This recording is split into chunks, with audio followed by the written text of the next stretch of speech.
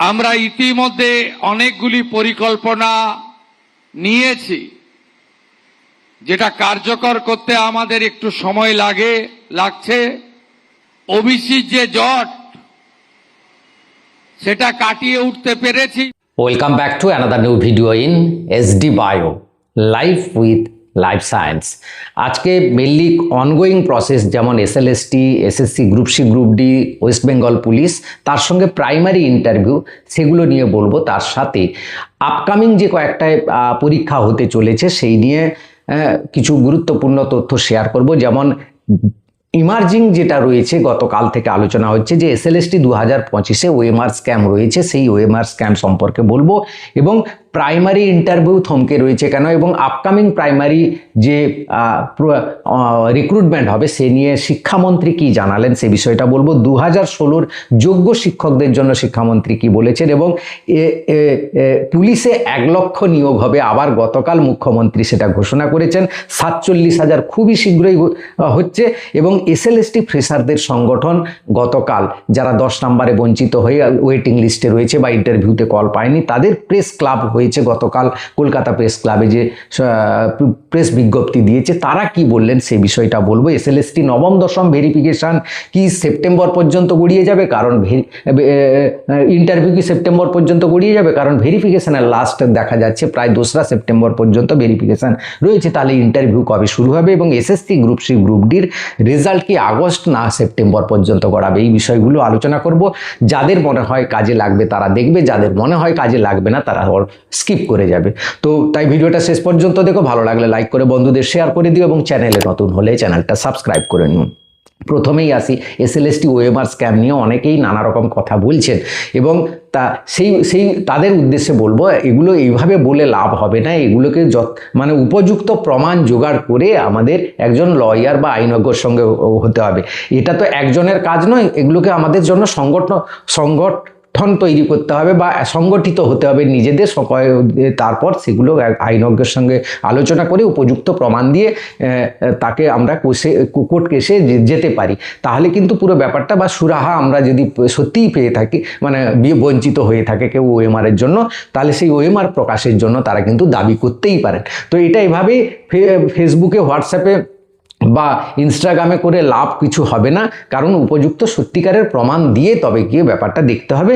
হয়তো থাকতেই পারে ওএমআর স্ক্যাম যে হয়নি, বিগত সরকার বিভিন্ন স্ক্যাম করেছে, এটাও করতে পারে, সেটা নিয়ে আমি বলছি না, কিন্তু যদি হয়ে থাকে তার উপযুক্ত প্রমাণ নিয়ে কিন্তু এগোতে হবে। তো এই ব্যাপারটা হলো এবার অনেকের প্রশ্ন যে প্রাইমারি ইন্টারভিউ থমকে কেন। দেখো, প্রাইমারি ইন্টারভিউ থমকে রয়েছে ঠিক এসএলএসটি নবম দশম একাদশ দ্বাদশ যে কারণে থমকে রয়েছে অনেকটা, বা SSC, group C, group D থমকে রয়েছে অনেকটা। সেই এক হচ্ছে ওবিসি কেস, দ্বিতীয় হচ্ছে ইন্টারভিউ বোর্ড যে ছিল, যারা ইন্টারভিউ নিয়েছিল প্রাইমারির অনেকচ্ছে ইন্টারভিউ ইন্টারভিউ হয়ে গেছে, বাকি ডিস্ট্রিক্টগুলোর ইন্টারভিউ যে বাকি আছে সেগুলো কিন্তু এরা তো আর নেবে না। পুরো ইন্টারভিউ বোর্ড চেঞ্জ হচ্ছে এবং সেই ইন্টারভিউ বোর্ড তৈরি করার জন্যই ব্যাপারটা ডিলে হচ্ছে এবং আশা করা যাচ্ছে আগস্ট মাসের মধ্যেই কিন্তু এই ইন্টারভিউগুলো শুরু হবে বলে বিভিন্ন মন্ত্রী মহলের যে খবর বিভিন্নভাবে বলছেন।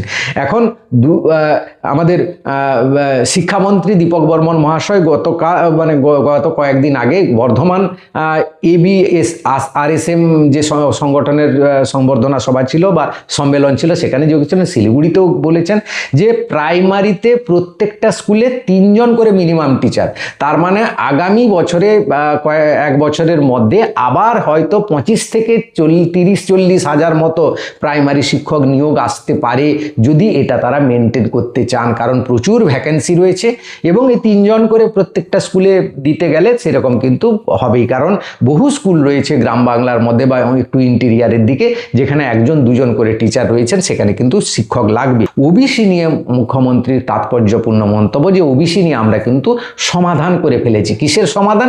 সেটা কিন্তু আপকামিং যেই রিক্রুটমেন্টগুলো হবে সেগুলোর সমাধান তিনি করে ফেলেছেন, অর্থাৎ তিনি 7% দিয়ে দিয়েছেন এবং বাকি যে জাতিগুলো নিয়ে যে আদালতে জটিলতা ছিল সেগুলো তিনি সব উইথড্র করে নিয়েছেন সুপ্রিম কোর্ট থেকে, বা হাইকোর্টের যে মামলাগুলো ছিল তিনি সেগুলো করে আইন এনে সেই কথাটা বললেন। কিন্তু অনগোয়িং প্রসেস নিয়ে কি হবে সে কথাটা যদি একবার বলে যেতেন তাহলে আমরা আর এত টেনশনে থাকতাম না, আমরা কিন্তু এটা বুঝে যেতাম কি, কিন্তু সেই ব্যাপারটা বলছেন না। তার কারণ একটা হতে পারে, যেহেতু ওবিসি কেস নিয়ে একটা মামলা রয়েছে 3রা আগস্ট, খুব সম্ভবত 3রা আগস্টেই যে সমস্ত সমস্যার সমাধান হয়ে যাবে এটা বলছি না, কিন্তু সেখানে একটা সুরাহা পাওয়া যাবে, একটা খবর পাওয়া যাবে ওবিসি নিয়ে অনগোয়িং প্রসেসে কি হতে যাচ্ছে, 7% না 17% এই ব্যাপারটা।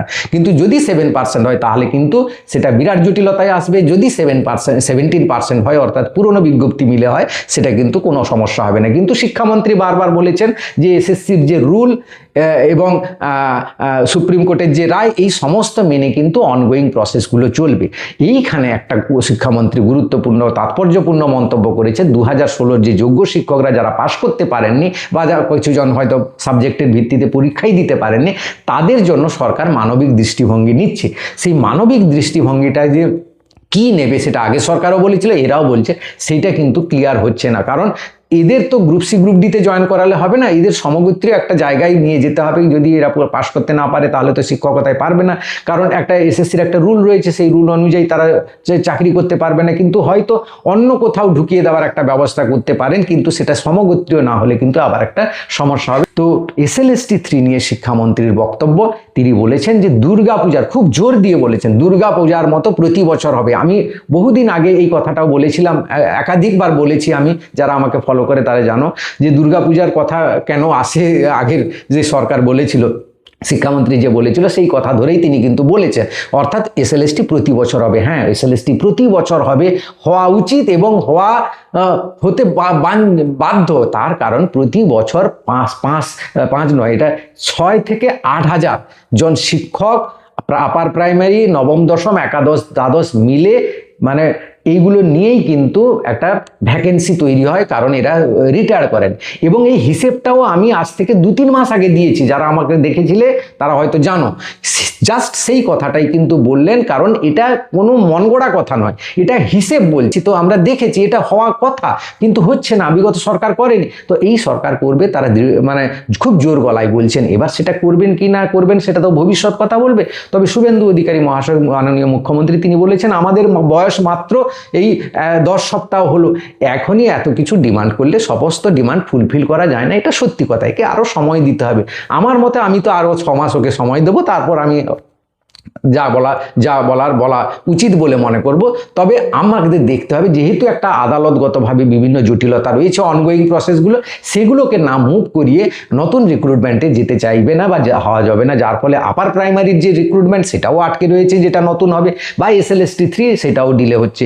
এবার প্রশ্ন অনেকে যে SLST নবম দশম ভেরিফিকেশন তো 2রা সেপ্টেম্বর পর্যন্ত চলছে, কারণ এখনো পর্যন্ত যা খবর 2রার পরে কার আছে কিনা আমার কাছে খবর নেই, অবশ্যই কার কবে, মানে কোন সাবজেক্টের কবে ভেরিফিকেশন আছে একটু কমেন্ট করে আপনারা জানাবেন, দিলে আমি আবার সবাইকে শেয়ার করতে সুবিধা হবে আপনাদের অভিজ্ঞতাটা, কারণ সব তো আমি জেনে বসেনি।